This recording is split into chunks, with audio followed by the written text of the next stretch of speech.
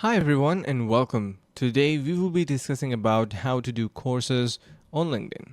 Now before we start, click the link in the description below to get 50% off the highest rated LinkedIn growth course by LinkedIn's top influencer that will teach you how to grow and monetize your LinkedIn account. Now jumping back onto the video, the steps are going to be quite simple. So instead of jumping onto your normal profile, what you can do is simply head over to LinkedIn Learning. So basically the URL for this is www.linkedin.com/learning. And once you are there, you will be able to see a wide range of courses that are offered by LinkedIn, and you can simply go through them and even opt for them. We can see we have dashboard for beginners, and we can learn this course for free. We can also save it, and you can see on the left side your career journey, and here will be all of your courses listed. You have your library, content, and even if you want to apply for coding practice and certifications, everything is basically available on LinkedIn Learning.